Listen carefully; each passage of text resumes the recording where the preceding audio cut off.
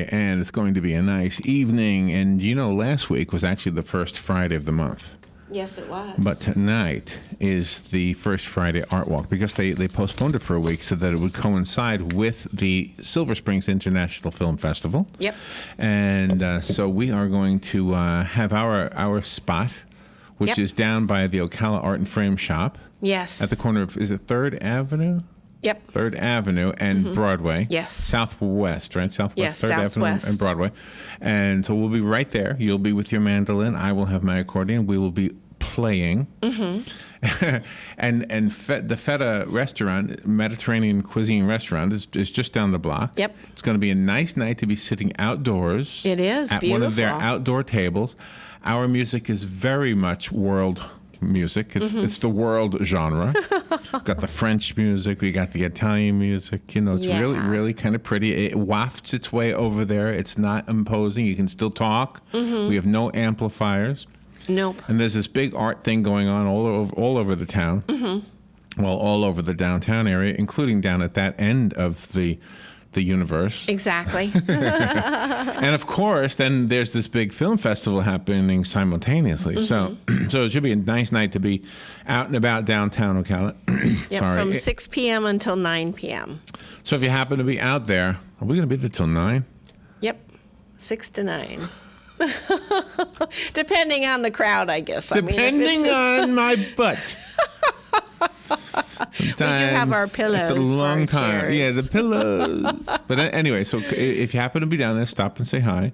Just keep in mind that we don't normally busk when we're doing the first Friday Art Walk. In other words, we don't normally have the hat out for tips. Yes. But we will tonight because every tip we get will go to the Marion County Literacy Council. Yep. So that's part of our efforts. We have another 18 days before this campaign is over. Yes, we do. So then you don't have to hear us talk about it for another year. Yeah.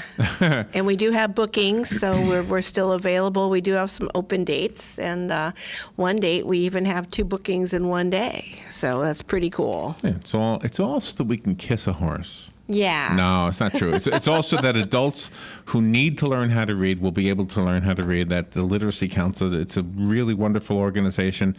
It's kind of under the radar of most people. Most people don't realize it's there. Most people who have friends and relatives who are adults who can't read, Right.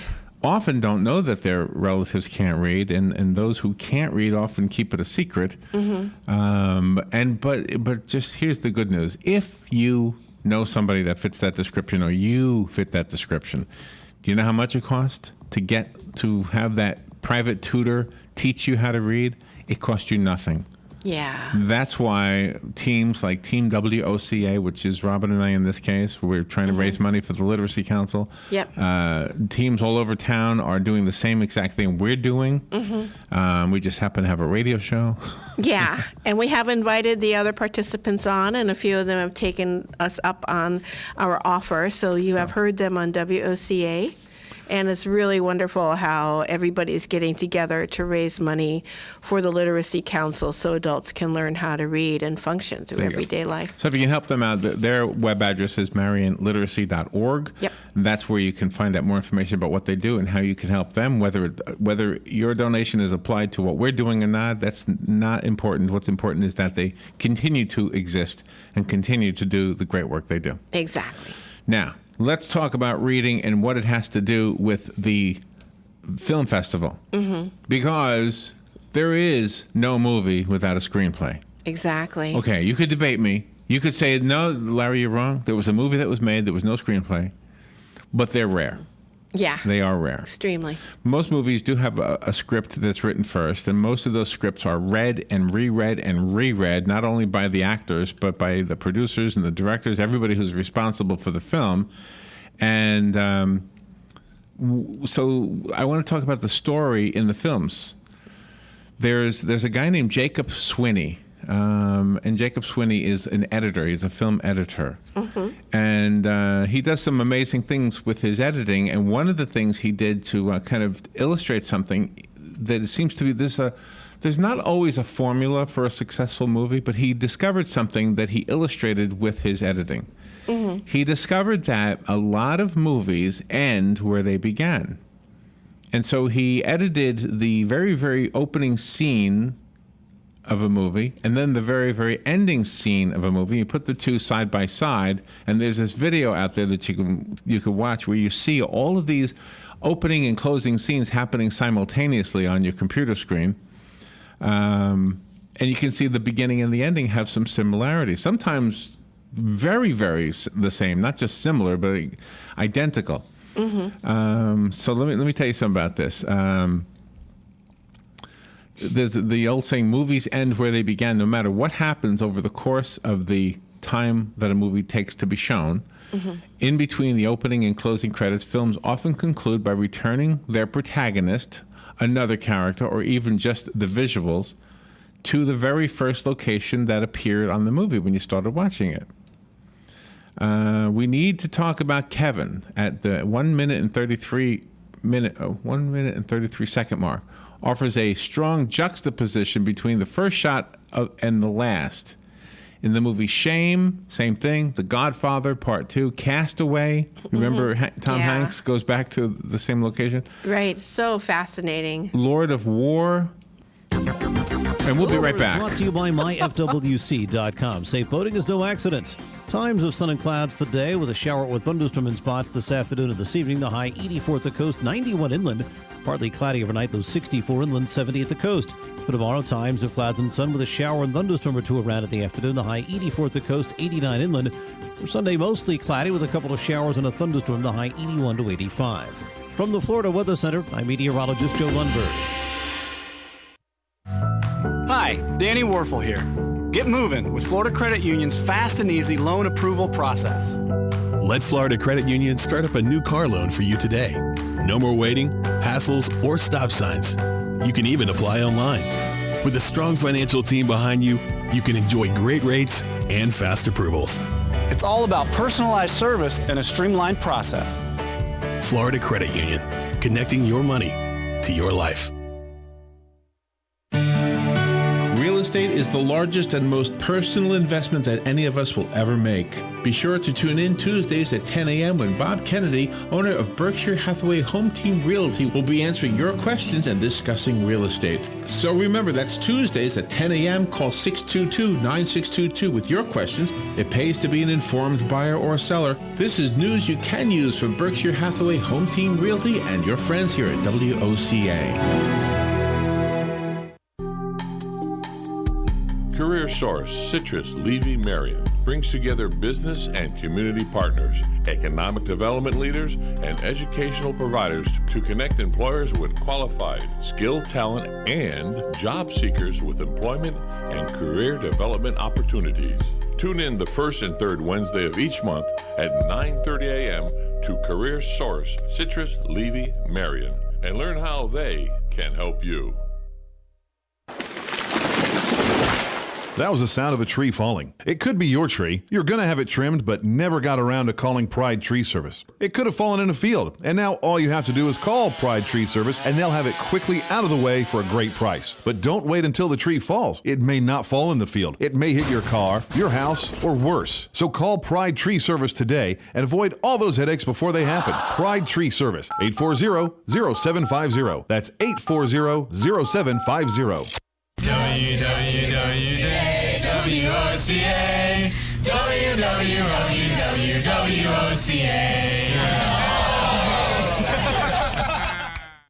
This is James Snyder inviting you to join me each Sunday morning at 9:30 for Sunday Joy, right here on WOCA 1370. Your source for the #1 sports weekends, Fox Sports, only on 96.3 FM, 1370 AM. All right, 12 minutes before 11 o'clock. Thank you for tuning in. The Silver Springs International Film Festival is happening tonight, tomorrow. Sunday is the recap where you get to watch the films that won the different awards that they are all competing for. Yeah. So if you get a chance, take some of it in, or at least if nothing else, go downtown and just kind of enjoy the atmosphere that the filmmakers are bringing to the downtown area. Yep. It's kind of a little taste of Hollywood, and it's not just Hollywood. You know what it is? It's art. It is art. Films are truly an art form. A lot of times we don't remember that. But whenever you leave a movie, you are more affected by a good movie anyway, by what you just watched than by a whole museum full of art pieces. Yeah. Than painting. So it is truly, I mean, we didn't have that art form, 100, well, we had it 100 years ago, I guess, by now, but we didn't have it 150 years ago or before. And all we had was like oil and canvases. And so that's how art manifested itself, was through oil and canvases and sculptures and pencil drawings. But when the technology started to evolve that enabled us to have photography and then cinematography, it wasn't recognized right away as an art form, because a great artist was viewed as somebody who could replicate what you saw with your eyes. So a great artist was the guy who could take a canvas and a brush and an oil, and he could paint a portrait of the king or of a peasant or of a nude woman or whatever, and it would look exactly like it looked. Now you have this device called a camera that can have the exact same image without any exception. I mean, it is exactly exact. Yeah. And it's almost, well, it wasn't instant at that time, but it was a lot quicker than an oil painting would take. And suddenly it was almost, well, that's not art, that's just a photograph. But the truth is, just like a movie is really, at the core of a movie is really the story, at the core of a photograph or work of art is the eye of the creator, the photographer or the artist, right?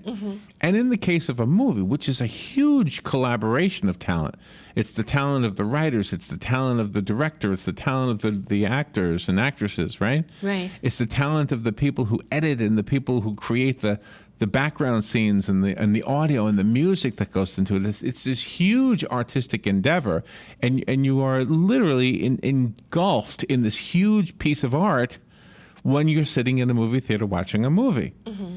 The thing is, all art is not created equal. And we're not all created equal, so we leave a theater either crying or laughing, or had no effect on us at all. If it was a bad movie to us, it would have no effect on us at all. Exactly. You might be walking out of a theater, everybody's crying, and you're thinking, "Gosh, I hated that movie." Yeah. Right. Somebody else loves the movie. That happens all the time, right? Exactly. To each his own, and that's the way it works. But it is an amazing art form, and it is being celebrated in Ocala right now. And I think I'm pretty proud of that. Kelly was just showing me that in Ocala Magazine, they did a piece on Bruce Mozart, which I'm so happy to see that. Oh, wonderful. And Bruce is a legend in our community that I'm glad he's getting the recognition he's getting, because he truly contributed to us in such a way, and exactly the art form I'm talking about, with photography and with cinematography. I mean, clearly he was part of that team that brought the Tarzan movies into our consciences, whatever the word is. Yeah. And we've been promoting Bruce for years and years. He's been on our show a few times and in the studio, and he's so involved in community. But he is such a great guy. He is the human. What do you call it? A landmark. He's like a landmark in Ocala, a milestone, if you will. To point to Ocala as a key location for movies that a lot of people don't really recognize, and he's a living, breathing part of all of that. It's a source of a wealth of information. Every time we've talked to Bruce about his whole role in all of that, you can't avoid it. You go to any of the places in Ocala, restaurants, banks, Silver Springs, go to any of those locations that have Bruce's photographs hanging up. And they have them hanging up for one simple reason, because that is a great connection to something amazing that happened here back in those days. Oh, yeah. And it's happening here now. The fact that John Travolta decided to move here is very, very cool. There are other movie folks here as well. Who was the guy who owned Harry's before it was Harry's? What was that guy's name again? Peter O'Neill. O'Neill. O'Neill. So he was an actor. He lived here at one time, right? Right. Exactly. And I don't know all of the. He lived here. The ones, but it is great. Bobby Goldsboro. Bobby Goldsboro.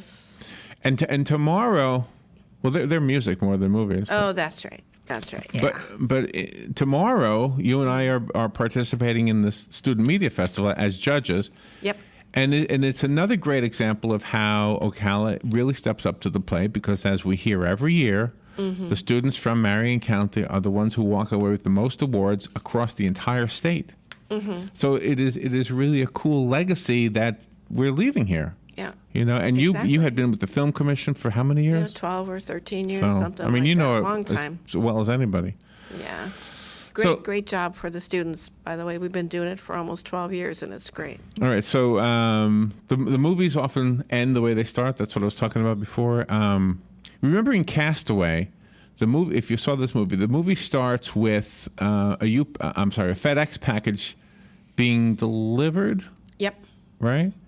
And then it ends with Tom Hanks going back to that same location after he's gone through his whole time on that island. Of course, that's a spoiler if I told you that and you didn't see the movie.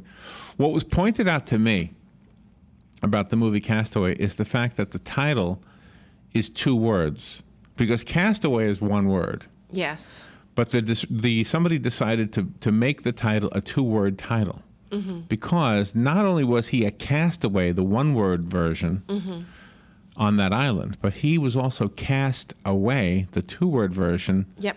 when his wife, played Girlfriend. by his girlfriend, played Helen by Hunt. Helen Hunt, decided that he was gone and never coming back, and went on and moved on with her life, which you couldn't blame Yep. her either. She got married, had a kid. Right, Yeah. right. It's an awesome movie. Hopefully, I haven't ruined it for you. Let's see. There's a movie called Gone Girl, Cape Fear, 12 Monkeys, The World According to Garp, Saving Private Ryan, and Cloud Atlas that all employ a final frame nearly identical to the one which opened the film.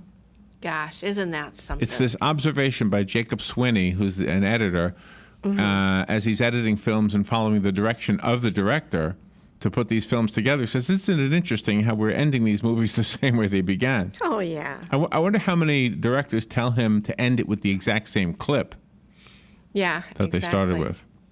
Exactly. Films that replicate the opening shot at the end, there's an equal number where the opposite holds true. Silver Linings Playbook depicts a very different Bradley Cooper when it fades in than when it fades out. No Country for Old Men uses pretty polar opposite images despite whatever emotion they might convey. The first is a very dark landscape, while the last is a brightly lit mid-shot of a character. Ed Bell, played by Tommy Lee Jones. And you showed that to me. That was amazing. Yeah, we were watching it this morning. Makes me want to see the movie because of the opening and closing scenes. The same degree of change holds true for 12 Years a Slave and Never Let Me Go. Nearly polar opposite images or conveyances from the beginning, the opening scene of the movie to the final scene of the movie. That is amazing. And it's not just the movies Swinney uses where patterns emerge, but in the recurring directors he includes. For example, 3 of Paul Thomas Anderson's 4 most recent feature films, The Master, There Will Be Blood, and Punch Drunk Love, appear, all except for his most recent, Inherent Vice. Martin Scorsese's films make the cut 4 times. Taxi Driver, Shutter Island, Raging Bull, Cape Fear, and David Fincher's in there twice with Gone Girl, Fight Club, and they're far from the only directors that he's talking about here, more than once in the first and final frame. So it's kind of an interesting observation that he makes. Very interesting. Just thought I would share that with you. Very interesting. I just think movie making is so fascinating, but you have to have the humans with the story, with the words and the music and I was watching the technology to put it together. I was watching the Kennedy Center Honors, and they were honoring Steven Spielberg, and the actor, what was the actor who played in Schindler's List? What was his name again? Oh my gosh, tall I can guy? see his face. Yeah, I can't remember. Yeah, Liam Neeson. Yeah, thank you. Yeah, Liam Neeson. So Liam Neeson is making a presentation at the Kennedy Center Honors of Steven Spielberg, and he's saying Steven Spielberg does not like to work with famous actors. And then the audience laughs because he was in his movie. But I don't know how famous Liam Neeson was until he was in that movie, Schindler's List. So Yeah, me neither. But it is, and I can understand that actors and actresses become famous because of their portrayal of a character. But if the director is essentially the storyteller, and he does not want you to be distracted by a famous face, but rather affected by the story that the movie is telling. I can understand why he would stay away from that. But inevitably, the people who he brings to the screen, because he's such a great storyteller, they become famous because of this great story that they're part of. Exactly. You know, you could name a million of them. Well, not a million, but you could name a dozen of them. And Liam Neeson is a great actor in his own right because he's done a variety of roles since then. So, you know. All right. that was So his springboard. anyway, so we're trying to help out in our little way. I know that pretty much everybody here is probably more versed on films than I am. I mean, And me too.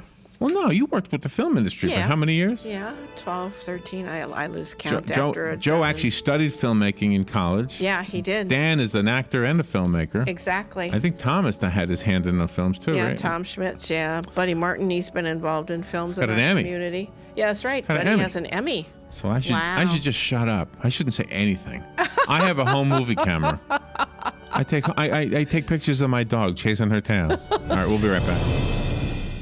Broadcasting from the Paddock Mall Studios, this is WOCA, Ocala, Gainesville, The Villages, 1370 AM, 96.3 FM, The Source. Fox News Radio, I'm Pam Huso. A bittersweet day at Fort Hood. Purple Hearts and Defense of Freedom medals are being awarded to the victims of the 2009 shooting rampage. The reason this took so long, you remember Congress did have to pass a new law changing the criteria of what it took to receive a Purple Heart, and the victims of this tragedy are now forever grateful. Fox's Casey Stiegel, 13 people were killed, 30 others were hurt. A painstaking search in Fairdale, Illinois after a tornado turns homes into giant debris piles. We're hopeful that